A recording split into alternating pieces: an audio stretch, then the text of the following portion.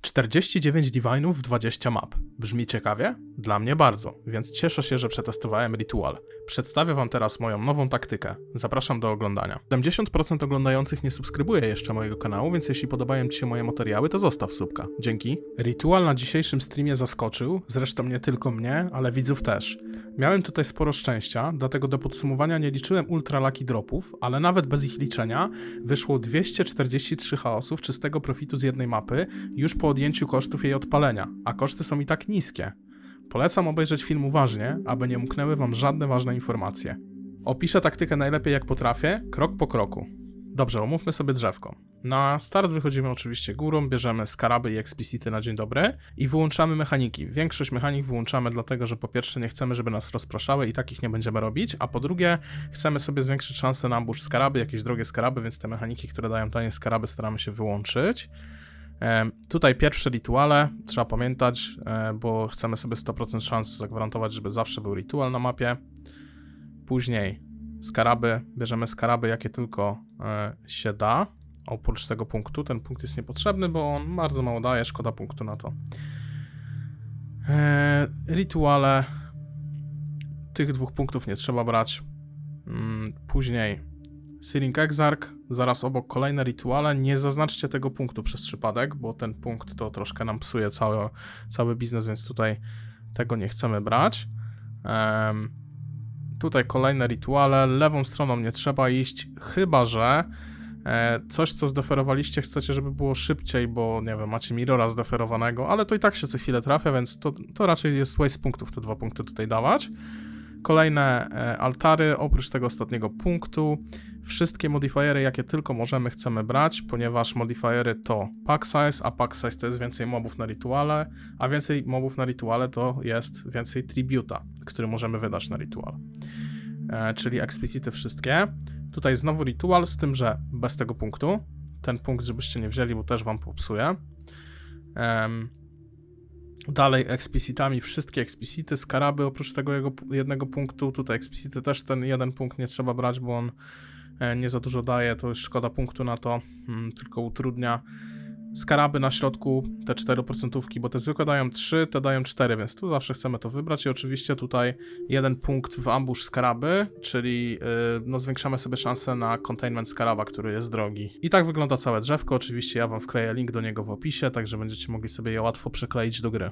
Skaraby, jakie użyłem do mojej taktyki, to przede wszystkim 2 skaraby na więcej itemów z rituala, 2 skaraby, które dają nam po 2 dodatkowe losowania, czyli łącznie mamy 4 losowania i to za darmo.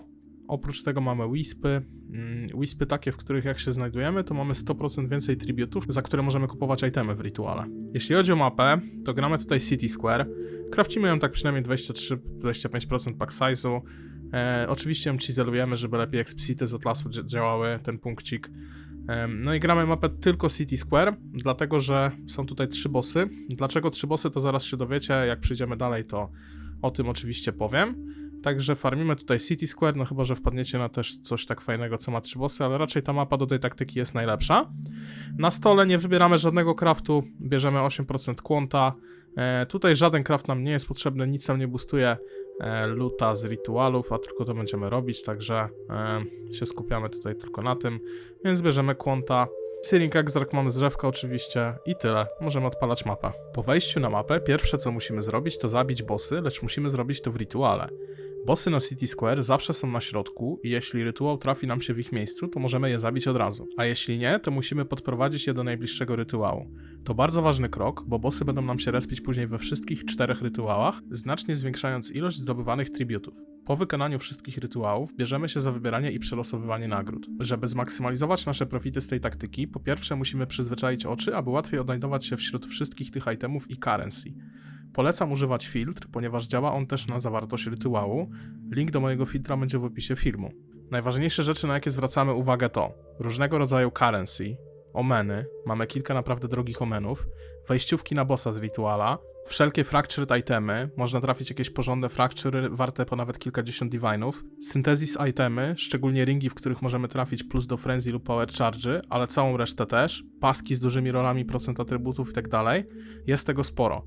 Polecam do tego używać jakieś makro do sprawdzania cen, Awakened Poet Rate albo Poe Overlay 1. Możemy też trafić mapę, gdzie będziemy mieli tak zwane nameless rytuały. W takim wypadku każde przelosowanie rytuału daje nam wejściówkę na bossa, która warta jest ponad 180 chaosów sztuka.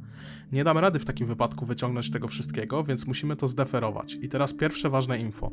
Po zdeferowaniu tego wszystkiego najlepsze co możemy zrobić, to zamiast jednego skaraba na Wispy używamy Bloodfield Vessel. Jest to przedmiot, który będzie nam dropił podczas robienia rytuali w tej taktyce, a działa on tak, że dodaje on nam więcej mobów do rytuału, przez co zdobędziemy dużo więcej tributów na danej mapie, co pozwoli nam szybko wyciągnąć nasze zdeferowane itemy, w tym przypadku właśnie te wejściówki na bossa. Dlaczego? Bo jeśli nie wyciągniemy tego szybko, to może nam się trafić kolejna taka mapa lub jakieś drogie inne przedmioty do zdeferowania i tak się zapchamy, że nie będziemy w stanie tych itemów dalej przedłużać i nam po prostu poznikają. Oczywiście na nasz City Square warto sobie zeskreować jakąś mapkę i przerzucić karty, polecam z Bazyliki. Polecam karty z Bazyliki właśnie przerzucić sobie na City Square, jeśli chcecie to farmić na dłuższą metę, ewentualnie Defiled Cathedral Apotekary. Ja na streamie tego nie robiłem, bo nie bardzo miałem dzisiaj czas, żeby jeszcze to robić, a chciałem właśnie przetestować tę taktykę i nagrać film. Ale generalnie jak będę farmił więcej, to na pewno przerzucę tutaj te karty. Jak się przyjrzycie, to zauważycie teraz na ekranie właśnie takie kółeczko z wispami. Jak stoimy w tym kółku, dostajemy 100% więcej tributów do rytualu, czyli punktów, za które możemy kupować itemy, więc starajmy się większość czasu stać w tym kółku. Oczywiście nie zawsze jest to łatwe, ja mam dosyć oczojebny skill, więc czasami ciężko mi było się w tym odnaleźć, ale zawsze staramy się jak najdłużej w tym kółku stać podczas trwania robienia rytuału, żeby właśnie nie ograniczać sobie zdobywania tych punktów i zdobywać ich jak najwięcej. Dzięki temu będziemy mogli więcej po prostu przedmiotów z tego rytualu wykupić. Podsumowując, to rytuale zaskoczyły mnie mocno. Mieliśmy mega dobre dropy, nie wiem jak wyglądałoby to na przestrzeni 100 lub więcej map, ale z dzisiejszego streama, nawet nie licząc lucky dropów, to jest to najlepsza pod względem zarobku taktyka na tej lidze, którą do tej pory testowałem. Wealthy Exile podliczyło nam 11 Divine'ów, czyli 2222 chaosy, a jeśli chodzi o resztę przedmiotów, to dokładnie podliczyłem je ręcznie i wyszło z nich 3142 chaosy. Sumując sobie wartości, wychodzi nam 5364 chaosy profitu. Teraz musieliśmy obliczyć koszt odpalenia map. Jedna mapa kosztuje nas 25 chaosów. Zrobiłem 20 map, więc musimy od finalnej sumy odjąć 500 chaosów. Daje nam to 4864 chaosy czystego profitu, czyli 24,07 Divine'a. Zatem czysty profit na jedną mapę wyniósł pokaźne 243 chaosy. Podliczając jednak lucky dropy, m.in. ringa za 25 Divine'ów, wychodzi nam nawet ponad 50 Divine'ów w te 20 map, ale mówię to jako ciekawostka, nie podliczam tego do wyniku końcowego. Mimo wszystko robiąc ritual, będziecie takie lucky dropy dostawali, jedni wcześniej, drudzy później, ale jak farmimy, to w końcu odda. Dzięki za oglądanie, jeśli film Ci się spodobał, to może zostawić łapkę w górę i komentarz do zasięgów i widzimy się w następnym. Siema!